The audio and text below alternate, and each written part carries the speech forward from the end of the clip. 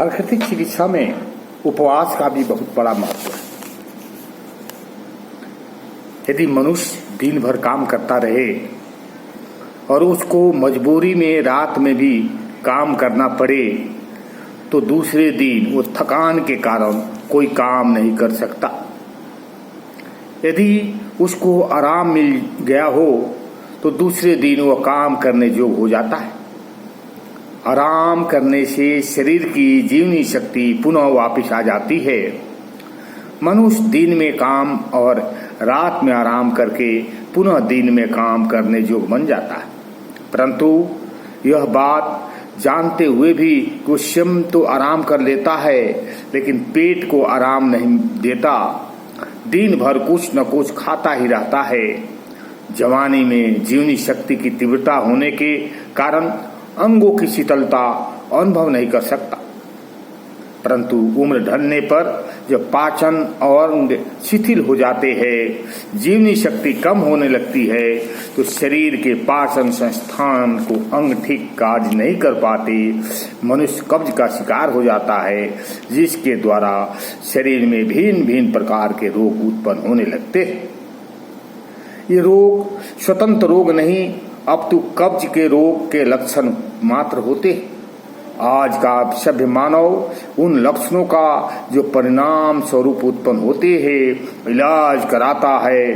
शक्तिशाली औषधियां खाकर परिणाम स्वरूप लक्षणों को दबाकर अपने को निरोग समझ पुनः अपने पुराने खान पान में रत हो जाता है। जब मनुष्य का स्वाद बिगड़ा मालूम होता है तो मिर्च मसालों अचार चटनी का प्रयोग कर भोजन को रुचिकर बनाकर पेट भरने में रत हो जाता है।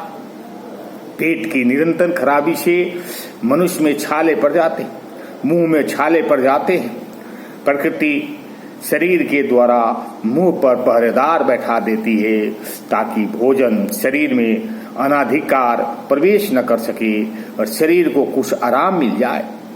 परंतु बाहरी सभ्य और वैज्ञानिक मनुष्य प्राकृतिक पहरेदारों की चिंता न कर मीठा हलवा, मीठा दलिया आदि चम्मच से हलक में फाटक पर से छलांग लगाकर डाल लेता है। प्राकृतिक पहरेदार निसहाय हो जाता है। दरअसल मनुष्य पेट को आराम देना ही नहीं चाहता।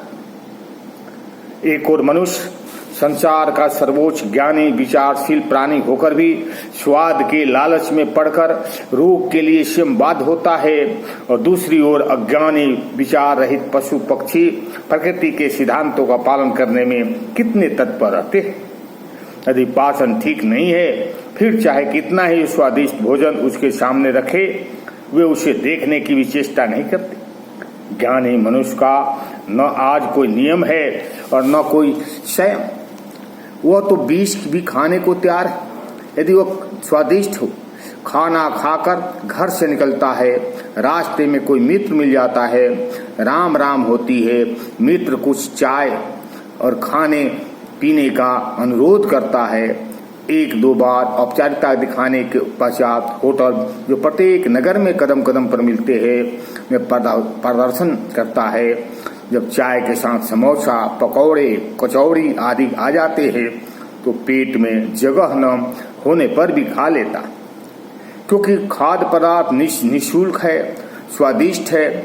जब पेट भारी लगने लगता है, शौच साफ नहीं आती, खट्टी खट्टी डकारें आने लगती है तो किसी चूर्ण या पाचक औषधि का सेवन करता है, परंतु खाना नहीं छोड़ता। वह नहीं समझता, हालांकि जानता है कि लोग कम खाकर इतने रोगी नहीं होते जितना अधिक खाकर होते। अकाल के कारण होने वाली गरीबी की मृत्यु संख्या तो समाचार पत्रों में मोटे मोटे अक्षरों में छापी जाती है, परंतु अधिक खाने से रोगी होकर धीरे धीरे मरने वालों की संख्या का किसी को पता ही नहीं लगता। यदि इसके आंकड़े भी जमा किए जाए तो भूख के मरने वालों के आंकड़ों से कहीं अधिक आंकड़े निकलेंगे। ओम शांति, ओम शांति।